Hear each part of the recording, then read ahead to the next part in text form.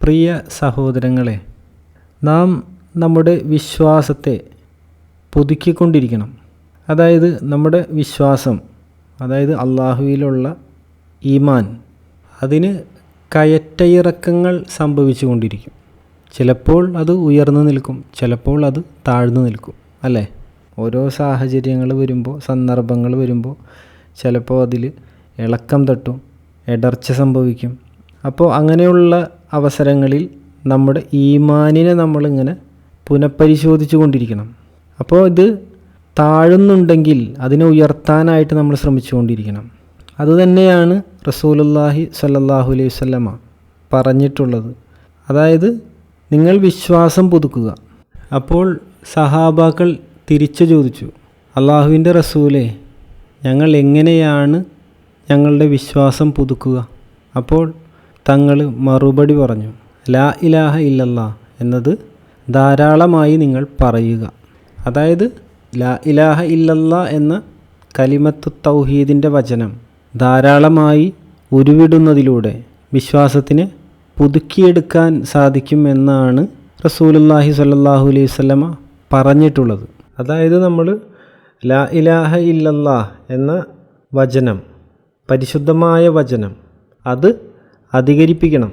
അത് കൂടുതൽ അധികരിപ്പിക്കുമ്പോഴാണ് അതിൻ്റെ രഹസ്യങ്ങളിലേക്ക്, അതിൻ്റെ നിധികളിലേക്ക് നമുക്ക് ഇറങ്ങിച്ചെല്ലാനാവുക.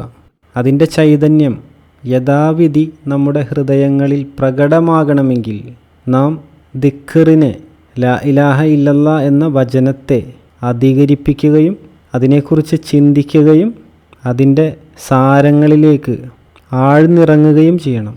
അങ്ങനെ അതിൻ്റെ യാഥാർത്ഥ്യം ഗ്രഹിച്ചെടുക്കുകയും ലാ ഇലാഹ ഇല്ലല്ലാഹ് എന്ന വചനത്തിനെ പ്രവർത്തന പദത്തിൽ കൊണ്ടുവരികയും ചെയ്യണം. അതിന് ആദ്യ പടി റസൂലുള്ളാഹി സ്വല്ലല്ലാഹു അലൈഹി വസല്ലമ പറഞ്ഞതുപോലെ ലാ ഇലാഹ ഇല്ലല്ലാഹ് എന്ന ആ വചനം നിരന്തരമായി ഉരുവിടുക എന്നതാണ്. എന്നാൽ അതിലൊരു കാര്യം ശ്രദ്ധിക്കേണ്ടതുണ്ട്. അതായത് അള്ളാഹുവുമായി കണക്ഷനുള്ള, അള്ളാഹുവുമായിട്ട് ആത്മബന്ധത്തിൽ നിലകൊള്ളുന്ന ഒരു മുറബ്ബിയായ ഷെയ്ഖിൽ നിന്ന്, വലിയൻ മുർഷിദിൽ നിന്ന് ഈ ദിക്ർ സ്വീകരിക്കുമ്പോഴാണ് ഇതിൻ്റെ യഥാർത്ഥ പ്രകാശം നമ്മുടെ കൽബിലേക്ക് പ്രവഹിക്കുകയുള്ളൂ.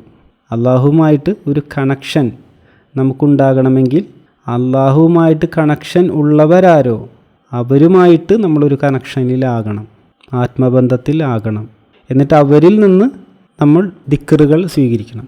ശേഷം അവരുടെ നിർദ്ദേശപ്രകാരം നമ്മൾ ദിക്ർ ചൊല്ലുകയും അത് വർദ്ധിപ്പിക്കുകയും ചെയ്യണം.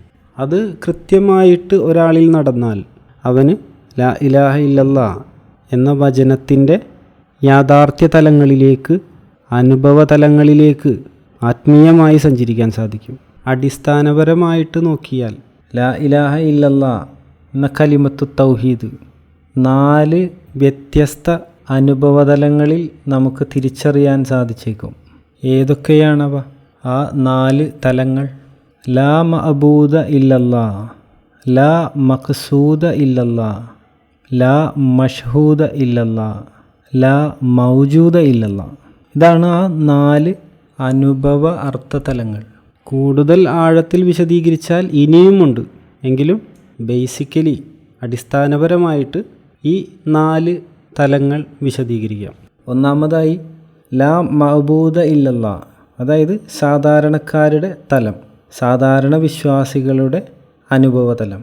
അതായത് നാവുകൊണ്ട് ലാ ഇലാഹ ഇല്ലല്ലാഹ് എന്ന് ഉരുവിടുന്ന ആളുകളാണ് ഇവർ. ചിന്താമണ്ഡലങ്ങളിലേക്ക് കടന്നിട്ടില്ല. ആ അനുഭവതലത്തിൽ നിലകൊള്ളുന്ന ഒരാൾ ലാ ഇലാഹ ഇല്ലല്ലാഹ് എന്ന് ഉരുവിടുമ്പോൾ എന്താണ് അവരിലൂടെ സംഭവിക്കുന്നത്? അവർ സകല കൃത്രിമ ദൈവങ്ങളെയും നാവുകൊണ്ട്, ശരീരം കൊണ്ട്, ഫിസിക്കലി നിഷേധിക്കുകയാണ്. അതായത് അല്ലാഹു അല്ലാത്ത സകല വിഗ്രഹങ്ങളെയും പ്രത്യക്ഷമായി നിഷേധിക്കുന്നു. പ്രപഞ്ച സൃഷ്ടാവായ അല്ലാഹു മാത്രമാണ് നമ്മുടെ ആരാധ്യൻ എന്ന് നാവുകൊണ്ട് പ്രത്യക്ഷമായി പ്രഖ്യാപിക്കുന്നു. ശേഷം എന്താണ് സംഭവിക്കേണ്ടത്? നാവുകൊണ്ടുള്ള ഈ ഉരുവിടൽ അധികരിപ്പിക്കുന്നത് വഴി അതിൻ്റെ ആശയങ്ങളിലേക്ക് ചിന്തിക്കാൻ നാം പ്രാപ്തരാകുന്നു. ചിന്താശേഷി ഉണരുന്നു. സത്യത്തിൽ അത് അത്യുന്നതനായ അള്ളാഹുവിൻ്റെ മഹത്വത്തിൻ്റെയും സൗന്ദര്യത്തിൻ്റെയും ഉയർന്ന തലത്തിലുള്ള ഉറപ്പ് കൈവരിക്കുന്നതിലേക്കുള്ള പാതയാണ്. നിരന്തരമായി കലിമത്തു തൗഹീദിൻ്റെ വചനത്തിനെക്കുറിച്ച് ചിന്തിക്കുന്നത് അള്ളാഹുവിലേക്കുള്ള ജ്ഞാനമണ്ഡലങ്ങൾ തുറക്കപ്പെടുന്നതിലേക്കുള്ള താക്കോലാണ്. അള്ളാഹു പറഞ്ഞതെന്താണ്? ചിന്തിച്ചു മനസ്സിലാക്കുന്ന ആളുകൾക്ക് ദൃഷ്ടാന്തങ്ങളുണ്ട്. സത്യത്തിൽ ചിന്തിച്ചു മനസ്സിലാക്കുക എന്ന് പറഞ്ഞാൽ അള്ളാഹുവിൻ്റെ വിഷയത്തിലാണ് ചിന്തിക്കേണ്ടത്. ആ അള്ളാഹുവിൻ്റെ വിഷയത്തിൽ ചിന്തിക്കുന്നവർക്ക് ദൃഷ്ടാന്തങ്ങളുണ്ട്. അഥവാ നമുക്ക് ദൃഷ്ടാന്തങ്ങൾ ലഭിക്കണമെങ്കിൽ അള്ളാഹുവിനെക്കുറിച്ച് ചിന്തിക്കുന്നവരാകണം എന്നതാണ് അർത്ഥം. ഖുർആൻ ചിന്തിക്കുന്നവരെ പറ്റി പരാമർശിക്കുന്നത് എന്താണ്? നിന്നുകൊണ്ടും ഇരുന്നുകൊണ്ടും കിടന്നുകൊണ്ടും അള്ളാഹുവിനെ ഓർമ്മിക്കുകയും ആകാശങ്ങളുടെയും ഭൂമിയുടെയും സൃഷ്ടിയെപ്പറ്റി ചിന്തിച്ചുകൊണ്ടിരിക്കുകയും ചെയ്യുന്നവരത്രയവർ. സത്യത്തിൽ തങ്ങളുടെ ആരാധ്യനെപ്പറ്റിയുള്ള ചിന്ത അധികരിപ്പിക്കുന്നവർ ആ ആരാധ്യനെ അറിയാനായി ആകാംക്ഷയുള്ളവരാകുന്നു. അള്ളാഹു ഖുർആനിൽ പറയുന്ന ഫഅലം അന്നഹു ലാ ഇലാഹ ഇല്ലല്ലാഹ്, അതായത് അറിയുക അള്ളാഹു അല്ലാതെ ഇലാഹ് ഇല്ല എന്ന പാതയിലേക്ക് അവർ ചലിക്കുന്നു. അഥവാ ലാ ഇലാഹ ഇല്ലല്ലാഹു എന്ന കലിമത്തു തൗഹീദിൻ്റെ വചനത്തെ നാവുകൊണ്ട് ഉച്ചരിക്കുന്നതിൽ മാത്രം മതിയാക്കാതെ ഫഅലം അന്നഹു ലാ ഇലാഹ ഇല്ലല്ലാഹ് എന്നതിലേക്കും കൂടി, അഥവാ അള്ളാഹു അല്ലാതെ ഇലാഹില്ല എന്നത് അറിയാനായി പരിശ്രമിക്കുന്നവർ അള്ളാഹുവിൻ്റെ ആ ആഹ്വാനത്തെ, അഥവാ അള്ളാഹു അല്ലാതെ ഇലാഹില്ല എന്നത് നീ അറിയണം എന്ന അള്ളാഹുവിൻ്റെ ആഹ്വാനത്തെ പ്രാവർത്തികമാക്കാൻ ഇറങ്ങിപ്പുറപ്പെടുന്നവരെ പോലെയാണ്. യഥാർത്ഥത്തിൽ ഒരാളുടെ ത്വരീക്കത്ത് അഥവാ അള്ളാഹുവിലേക്കുള്ള പാത ആരംഭിക്കുന്നത് അപ്പോഴാണ്, അള്ളാഹുവിനെക്കുറിച്ച് ചിന്തിച്ചു തുടങ്ങുമ്പോൾ, അള്ളാഹു എന്ന നെയ്യത്ത് വന്നു ചേരുമ്പോൾ. ഇബ്നു അജീബ റളിയല്ലാഹു അൻഹു പറയുന്നുണ്ട്, ആത്മലോകമായ ജബറൂത്തിലേക്കും അവിടെ നിന്നും അതീന്ദ്രിയ ലോകമായ മലക്കൂത്തിലേക്കും അവിടെ നിന്നും പഞ്ചേന്ദ്രിയങ്ങളുടെ ലോകമായ മുൽക്കിലേക്കും നിഷ്പ്രയാസം സഞ്ചരിക്കുന്ന അഹദിയത്തെന്ന സമുദ്രത്തിലെ ചിന്തകളെന്ന കപ്പലുകൾ തന്നെ സത്യം. ചിന്തകളെ ഒരു കപ്പലുകളായിട്ട് ഉപമിക്കുകയാണ് ഇബ്നു അജീബ റളിയല്ലാഹു അൻഹു. അതുപോലെ ഇബ്നു അത്താഇല്ലാഹി സിക്കന്ദരി റളിയല്ലാഹു അൻഹു ചിന്തകളെക്കുറിച്ച് എന്താണ് പറഞ്ഞത്? സൃഷ്ടിമണ്ഡലങ്ങളിലൂടെയുള്ള ഹൃദയസഞ്ചാരമാണ് ചിന്ത. അതായത് ഒരു സഞ്ചാരപാത. എങ്ങോട്ടാണത് ആ സഞ്ചാരപാത? അത് അബുൽ ഖാസിമിൽ ഖുശൈരി റളിയല്ലാഹു അൻഹു പറയുന്നുണ്ട്, ചിന്തയുടെ അനന്തരഫലം സൃഷ്ടാവിലേക്ക് എത്തലാണ്.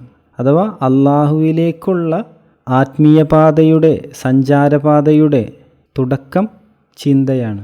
അതും ലാ ഇലാഹ ഇല്ലല്ലാഹു എന്ന കലിമത്ത് തൗഹീദിനെ ആവർത്തിച്ച് പറയുകയും അതിനെക്കുറിച്ച് ചിന്തിക്കുകയും ചെയ്യുന്നതിലൂടെയാണ്. ഒരാൾ കലിമത്തു തൗഹീദിൻ്റെ വചനത്തെ നിരന്തരമായി ഉരുവിടുകയും അതിലേക്ക് ചിന്തകളെ സമർപ്പിക്കുകയും ചെയ്യുമ്പോൾ അദ്ദേഹം എന്തിലേക്കെത്തും? ലാ മഖ്സൂദ ഇല്ലല്ലാ എന്ന അർത്ഥതലത്തിലേക്കെത്തും. അഥവാ അള്ളാഹു അല്ലാതെ പരമോന്നതമായ മറ്റൊരു ലക്ഷ്യവുമില്ല എന്നതിലേക്കെത്തും. അഥവാ അള്ളാഹു അല്ലാതെ മറ്റൊന്നും എനിക്ക് യഥാർത്ഥമായി ഉദ്ദേശം വയ്ക്കേണ്ടതില്ല എന്ന് അദ്ദേഹം മനസ്സിലാക്കും. അപ്പോൾ എന്ത് സംഭവിക്കും? അദ്ദേഹത്തിൻ്റെ ജീവിത ലക്ഷ്യം അള്ളാഹുവിനെ പ്രാപിക്കൽ, അള്ളാഹുവിലേക്ക് എത്തിച്ചേരൽ എന്നത് മാത്രമാകും. ശേഷം അദ്ദേഹം അള്ളാഹുവിൻ്റെ വിഷയത്തിൽ ഒഴിഞ്ഞിരിക്കുകയും കർമ്മങ്ങൾ അധികരിപ്പിക്കുകയും ഔലിയാക്കളുടെ സാമീപ്യം തേടുകയും ചെയ്യും. അള്ളാഹുവിനോട് അടുത്തവരുടെ സാമീപ്യം തേടുകയും ചെയ്യും. അപ്രകാരം അള്ളാഹുവിലേക്ക് അദ്ദേഹം പടിപടിയായി മുന്നേറും. അപ്പോൾ എന്ത് സംഭവിക്കും? അള്ളാഹുവിൻ്റെ സ്മരണ അദ്ദേഹത്തിൽ അധികരിക്കുകയും അദ്ദേഹത്തിൻ്റെ നഫ്സ് ശുദ്ധീകരിക്കപ്പെടുകയും ചെയ്യും. അപ്പോൾ നഫ്സ് ശുദ്ധീകരിക്കപ്പെടുന്നതിനനുസരിച്ച് അദ്ദേഹം തിരിച്ചറിയും, ലാ ഇലാഹ ഇല്ലല്ലാ എന്ന കലിമത്തു തൗഹീദിൻ്റെ വചനം ലാ മഷ്ഹൂദ ഇല്ലല്ലാ, അഥവാ അള്ളാഹു അല്ലാതെ മറ്റൊരു സാക്ഷിയുമില്ല എന്ന തിരിച്ചറിവിലേക്ക് അദ്ദേഹം എത്തും. അള്ളാഹുവിൻ്റെ സാമീപ്യത്തെ സാക്ഷ്യം വഹിക്കുന്നതിലേക്ക് അദ്ദേഹം എത്തും. ഈ സമയം സൃഷ്ടികളിൽ നിന്ന് യാതൊന്നിൻ്റെയും സാക്ഷിത്വം അദ്ദേഹത്തിന് ആവശ്യമായി വരികയില്ല. അദ്ദേഹം പരിഗണിക്കുകയില്ല. അദ്ദേഹത്തിൻ്റെ ഏക കൂട്ടുകാരൻ അള്ളാഹു മാത്രമാണ് എന്ന അവസ്ഥ അദ്ദേഹത്തിന് കൈവരും. ഇബ്രാഹിം നബി അലൈഹിസ്സലാം ജിബ്രീൽ എന്ന മലക്കിൻ്റെ സഹായത്തെ പോലും നിഷേധിച്ച അവസ്ഥ. ഇബ്രാഹിം നബി അലൈഹിസ്സലാമിനെ തീയിലേക്ക് എറിയപ്പെട്ടപ്പോൾ ജിബ്രീൽ അലൈഹിസ്സലാം വന്ന് ചോദിച്ചു, സഹായം എന്തെങ്കിലും ആവശ്യമുണ്ടോ? അപ്പോൾ ഇബ്രാഹിം നബി അലൈഹിസ്സലാം പറഞ്ഞു, ഹസ്ബി അല്ലാ, എനിക്ക് അള്ളാഹു മതിയായവനാണ്. ഈ അവസ്ഥ അദ്ദേഹത്തിൽ വന്നു ചേരും. എന്നാൽ ഇവിടെ ഒരു കാര്യം ശ്രദ്ധിക്കേണ്ടത് എന്തെന്നാൽ, നമ്മൾ നേരത്തെ പറഞ്ഞതുപോലെ അള്ളാഹുവിൽ നിന്ന് കണക്ഷനുള്ള ഒരു ആധ്യാത്മിക ഗുരു, വലിയുൻ മുർഷിദ്, മുറബിയായ ഷെയ്ഖ്, അദ്ദേഹത്തിൽ നിന്ന് നമ്മൾ ദിക്റിനെ സ്വീകരിക്കണം. അതല്ല എന്നുണ്ടെങ്കിൽ നമ്മുടെ മുന്നോട്ട് പോകുമ്പോൾ ചില അബദ്ധങ്ങളിലേക്ക് നമ്മൾ ചെന്ന് ചേരാൻ സാധ്യതയുണ്ട്. അതിനാൽ ഒരു മുറബിയായ ഷെയ്ഖിനെ, ഒരു വലിയുൻ മുർഷിദിനെ നിങ്ങൾ തേടേണ്ടതുണ്ട്. ആ വിഷയങ്ങൾ ഒരുപാടുണ്ട് പറയുകയാണെങ്കിൽ. അപ്പോൾ നമ്മൾ പറഞ്ഞു വന്നത്, ദിക്ർ അധികരിപ്പിച്ചുകൊണ്ട് അള്ളാഹുവിൻ്റെ സാമീപ്യത്തിൻ്റെ സാക്ഷ്യത്വത്തിലേക്ക് എത്തിയ ഒരാൾ, അതിനുശേഷം അദ്ദേഹം തൻ്റെ നഫ്സിനെ പിന്നെയും ശുദ്ധീകരിക്കുമ്പോൾ അദ്ദേഹം ഹക്കിലേക്ക് എത്തുന്നു. ഹക്ക് എന്നാൽ യാഥാർത്ഥ്യം. അപ്പോൾ ലാ ഇലാഹ ഇല്ലല്ലാ എന്ന കലിമത്തു തൗഹീദിൻ്റെ വചനത്തെ അദ്ദേഹം ലാ മൗജൂദ ഇല്ലല്ലാ, അള്ളാഹു ഒഴികെ മറ്റൊന്നും തന്നെ നിലവിലില്ല എന്ന അർത്ഥത്തിൽ മനസ്സിലാക്കുന്നു. അള്ളാഹു അല്ലാതെ ഒന്നും തന്നെയില്ല, അള്ളാഹു അല്ലാതെ മറ്റൊന്നും യാഥാർത്ഥ്യമല്ല, എല്ലാം മിഥ്യയാണ്, താൻ പോലും മിഥ്യയാണ്. സർവ്വസൃഷ്ടികളുടെയും അസ്തിത്വത്തെ അള്ളാഹുവിൻ്റെ ചൈതന്യമായി കാണുന്നു. അദ്ദേഹം സർവ്വസൃഷ്ടികളുടെയും അസ്തിത്വത്തെ അള്ളാഹുവിൻ്റെ ചൈതന്യമായി കാണുന്നു. ഈ സൃഷ്ടിപ്രപഞ്ചത്തെ ഒരു സ്വപ്നം പോലെ നോക്കിക്കാണുന്നു. ഇത് മനുഷ്യ മനസ്സിന് ഉൾക്കൊള്ളാൻ സാധിക്കുന്നതിലും അധികമായ ഒരു അർത്ഥതലമാണ്. നമ്മൾ എങ്ങനെ സംസാരിച്ചാലും ഇത് സാധാരണക്കാർക്ക് ഉൾക്കൊള്ളാൻ സാധിക്കില്ല. അത്യുന്നതമായ ജ്ഞാനമണ്ഡലമാണ്. അതിലേക്ക് എത്തിയവർ സൃഷ്ടികളുടെ അസ്തിത്വമെല്ലാം നിഷേധിക്കുന്നു. ഒപ്പം സ്വന്തം അസ്തിത്വവും, സൃഷ്ടികളുടെ അസ്തിത്വവും സ്വന്തം അസ്തിത്വവും നിഷേധിക്കുന്നു. പകരം അള്ളാഹുവിൻ്റെ അസ്തിത്വത്തെ മാത്രം സ്ഥാപിക്കുന്നു. അള്ളാഹുവിൻ്റെ അസ്തിത്വം മാത്രമാണ് ഉണ്മയായത് എന്ന് സ്ഥിരീകരിക്കുന്നു. അപ്പോൾ എന്ത് സംഭവിക്കും? അവർ ലാ ഇലാഹ ഇല്ലല്ലാ എന്നതുകൊണ്ട് സ്വന്തം ശരീരവും ശക്തിയും പ്രയത്നങ്ങളും കഴിവുകളും സർവ്വതും അള്ളാഹുവിൽ വകവെച്ചു കൊടുക്കും. അള്ളാഹു ആണ് സർവ്വതും, അള്ളാഹു ആണ് എന്നെ ചലിപ്പിക്കുന്നതും പ്രവർത്തിപ്പിക്കുന്നതും എൻ്റെ വിരൽത്തുമ്പ് പോലും അനക്കുന്നതും അള്ളാഹു മാത്രമാണ് എന്ന് അവർ തിരിച്ചറിഞ്ഞുകൊണ്ടിരിക്കും. അതിൽ അവർ ആസ്വദിച്ച് നിലകൊള്ളും. അഥവാ അള്ളാഹു അല്ലാതെ മറ്റൊന്നും നിലവിലില്ല എന്ന അവസ്ഥ. ഈ ആശയം ഉൾക്കൊള്ളുന്ന ഒരു വാക്യത്തെ ഒരു കവി പാടുന്നത് കേട്ട്, റബീ എന്നു പേരുള്ള ഒരു കവി പാടുന്നത് കേട്ടിട്ട് റസൂലുള്ളാഹി സ്വല്ലല്ലാഹു അലൈഹി വസല്ലമ ആ വാക്യത്തെ അംഗീകരിച്ചതായി ഹദീസിൽ കാണാം. ലബീദ് ഇബ്നു റബീ എന്നു പേരുള്ള ഒരു കവി, അദ്ദേഹം പുനരുദ്ധാനത്തിൽ വിശ്വസിച്ചിരുന്നു, അദ്ദേഹം പരലോകത്തിൽ വിശ്വസിച്ചിരുന്നു. എന്നാൽ ഇസ്ലാമിലേക്ക് പരിവർത്തനം ചെയ്തില്ല. അദ്ദേഹത്തെപ്പറ്റി റസൂലുള്ള പറഞ്ഞത് ഇങ്ങനെയാണ്: ഒരു കവി പറഞ്ഞതിൽ വെച്ച് ഏറ്റവും സത്യസന്ധമായ വാക്ക് ലബീദിൻ്റെ വാക്കാണ്.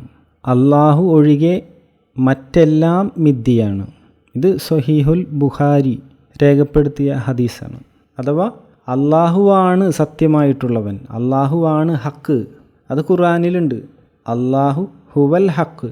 ഈ തിരിച്ചറിവിലേക്ക് എത്തുന്നവരാണ് അള്ളാഹു ഏകനാണ് എന്ന യാഥാർത്ഥ്യം യഥാവിധി ഗ്രഹിക്കുന്നവർ. അതായത് ഇഖ്ലാസ് സൂറത്തിൽ നമ്മളെല്ലാവരും ചൊല്ലുന്ന സൂറത്താണ്. കുൽഹു അല്ലാഹു അഹദ്, പറയുക കാര്യം അള്ളാഹു ഏകനാണ്. ഈ ആശയത്തെ യഥാവിധി തിരിച്ചറിഞ്ഞവർ, അത് ഹക്കിലേക്ക് എത്തിയവരാണ്. അവർ അള്ളാഹു ഏകനാണെന്നും അവനല്ലാതെ ഒരു ഇലാഹില്ലെന്നും സുദൃഢമായി പ്രഖ്യാപിക്കുന്ന അവസ്ഥയിലേക്ക് എത്തുന്നു. അവിടെയാണ് തൗഹീദ് നിലകൊള്ളുന്നത്. അള്ളാഹു ഏകനാണ് എന്നും ഞാൻ ഒന്നുമല്ല എന്നും അള്ളാഹു അല്ലാതെ മറ്റൊന്നും നിലവിലില്ല എന്നും അവർ തിരിച്ചറിയുന്നു. അതിലേക്കെത്തിയവരാണ് കലിമത്തു തൗഹീദിൻ്റെ യാഥാർത്ഥ്യത്തിലേക്ക് ആഴ്ന്നിറങ്ങിയവർ. അതിൽ ഓരോരുത്തരുടെയും ജ്ഞാനത്തിൻ്റെ അളവും അള്ളാഹുവിൻ്റെ അടുക്കലുള്ള പദവിയും അനുസരിച്ച് അവരുടെ ഗ്രാഹ്യം വ്യത്യസ്തമായിരിക്കും. ഏറ്റവും ഉയർന്ന ഗ്രാഹ്യമുള്ളവരാരാ? അത് മുഖ്ലസ്വീങ്ങളാണ്. മുഖ്ലസ്വീങ്ങൾ അള്ളാഹുവിനെക്കുറിച്ചുള്ള തിരിച്ചറിവിൻ്റെ ഏറ്റവും ഉന്നതമായ ഗ്രാഹ്യശേഷി കരസ്ഥമാക്കിയവർ, അവർ മുഖ്ലസ്വീങ്ങളാണ്. അപ്പോൾ ഹക്കിലേക്ക് എത്തിയവർ തൗഹീദിലേക്ക് എത്തുന്നു. അപ്പോൾ ലാ ഇലാഹ ഇല്ലല്ലാഹു എന്നത് ലാ മൗജൂദ ഇല്ലല്ലാ എന്നതിലേക്ക് എത്തുന്നു. അങ്ങനെ ഓരോ ആളുകളുടെയും ശേഷി അനുസരിച്ച് അവർ ഓരോ ജ്ഞാനമണ്ഡലങ്ങളിലേക്കും സഞ്ചരിക്കുന്നു. അവർ ഒരു വചനത്തെ തന്നെ വിവിധ അർത്ഥത്തിൽ ഗ്രഹിക്കുന്നു. അല്ലാമ ഇബ്നു ഹജർ റളിയല്ലാഹു അൻഹു പറയുന്നുണ്ട്, ഈ അർത്ഥങ്ങൾ അതാത് മർത്തബക്കാർക്കുള്ളതാണ്. അഥവാ ഓരോ പദവികൾ ഉള്ളവർക്ക്, ഓരോ പദവിക്കാർക്ക്. അതിനാൽ താഴത്തെ പദവിയിൽ നിൽക്കുന്നവന് ഉയർന്ന പദവിയിൽ നിൽക്കുന്നവൻ്റെ അർത്ഥം പറയാനേ പാടില്ല, കാഫിറാകും.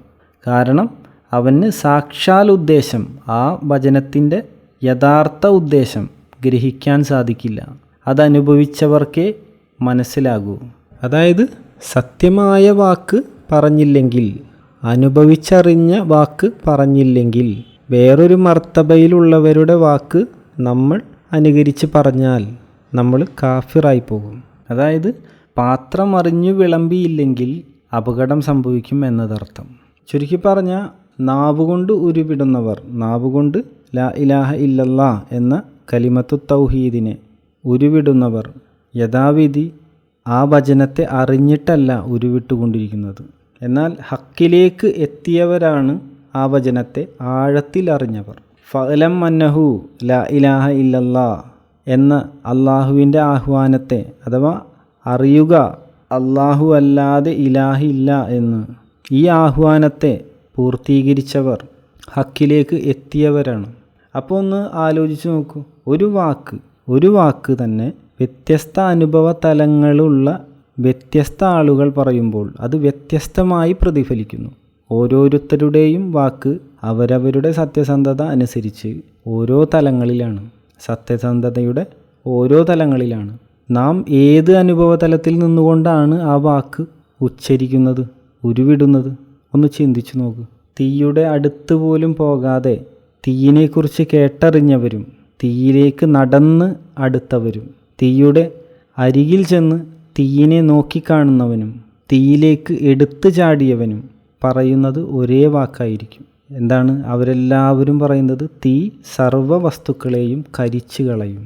എന്നാൽ ഒന്ന് ആലോചിച്ച് നോക്കൂ, ഈ 4 പേരുടെയും വാക്ക്, ആ ഒരേ ഒരു വാക്ക് യാഥാർത്ഥ്യം കണക്കിലെടുത്താൽ, സത്യസന്ധത കണക്കിലെടുത്താൽ, അനുഭവതലം കണക്കിലെടുത്താൽ ഒരുപോലെയാണോ? അല്ല. 4 പേരും 4 അനുഭവതലത്തിൽ പറയുകയാണ്. അതിൽ 4-ാമൻ്റെ വാക്ക് 3-ാമൻ്റെ വാക്കിനേക്കാളും, 3-ാമൻ്റെ വാക്ക് 2-ാമൻ്റെ വാക്കിനേക്കാളും, 2-ാമൻ്റെ വാക്ക് 1-ാമൻ്റെ വാക്കിനേക്കാളും സത്യസന്ധമാണ്. യഥാർത്ഥത്തിൽ ആ വാക്കിനെ അനുഭവിച്ചറിഞ്ഞവൻ 4-ാമൻ മാത്രമാണ്, അല്ലേ?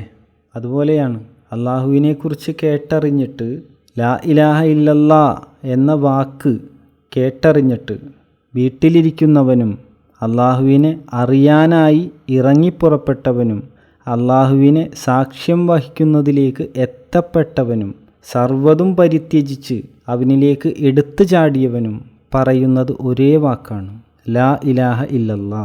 എന്നാൽ അതിൽ ആരുടെ വാക്കാണ് അള്ളാഹുവിനെ ഏറ്റവും ഇഷ്ടമാവുക? അല്ലേ? അതിൽ 4-ാമൻ്റെ വാക്ക് മാത്രമാണ് ഏറ്റവും സത്യസന്ധമായത്. അള്ളാഹുവിനെക്കുറിച്ചുള്ള അറിവ് സമ്പാദിക്കുന്നതിനേക്കാൾ മറ്റൊന്നിനും അവൻ പ്രാധാന്യം നൽകില്ല. അതിനാൽ അവൻ അള്ളാഹുവിനെ അറിയാൻ പുറപ്പെട്ടു. ശേഷം അവൻ എന്ത് ചെയ്തു? അള്ളാഹുവിനെ അല്ലാതെ മറ്റൊന്നും ലക്ഷ്യമാക്കിയില്ല. അവൻ്റെ മറ്റുള്ള വിഷയങ്ങളെല്ലാം ഒഴിവാക്കി അവൻ അള്ളാഹുവിനെ മാത്രം ലക്ഷ്യമാക്കി. അങ്ങനെ അവൻ അള്ളാഹുവിനെ സാക്ഷിയായി. പിന്നീട് അവൻ അള്ളാഹുവിനെയല്ലാതെ മറ്റൊന്നിനെയും സാക്ഷിയാക്കിയില്ല. അഷ്ഹദു അൻ ലാ ഇലാഹ ഇല്ലല്ലാ, ലാ ഇലാഹ ഇല്ലല്ലാ എന്നതിനെ സാക്ഷ്യം വഹിക്കുന്നു എന്നതിലേക്ക് അവൻ എത്തപ്പെട്ടു. അങ്ങനെ അവൻ അള്ളാഹുവിന് വേണ്ടി മറ്റെല്ലാം പരിത്യജിച്ചു, മാറ്റിവെച്ചു. തൻ്റെ സ്വന്തത്തെ പോലും, സ്വന്തത്തിൻ്റെ ആവശ്യങ്ങളെപ്പോലും മാറ്റിവെച്ച് അവൻ അള്ളാഹുവിലേക്ക് മുന്നിട്ടു, അള്ളാഹുവിലേക്ക് ചേർന്നു. അതിനാൽ അവൻ തിരിച്ചറിഞ്ഞു, യഥാർത്ഥമായി ആഴത്തിൽ അല്ലാഹു അല്ലാതെ ഇലാഹില്ല എന്ന്. സത്യത്തിൽ എല്ലാ പ്രവാചകന്മാരും ആഹ്വാനം ചെയ്ത ലാ ഇലാഹ ഇല്ലല്ലാ എന്ന വചനത്തെ യാഥാർത്ഥ്യവൽക്കരിച്ചത്, അതിലേക്ക് പ്രയത്നിച്ച് എത്തപ്പെട്ടവൻ മാത്രമാണ്. ഒരു തരത്തിൽ പറഞ്ഞാൽ മറ്റെല്ലാവരും ലാ ഇലാഹ ഇല്ലല്ലാ എന്ന വചനത്തെ പരിപൂർണമായ നിലയിൽ തിരിച്ചറിയാൻ സാധിക്കാത്ത കാഴ്ചക്കാർ മാത്രമാണ്, അല്ലേ?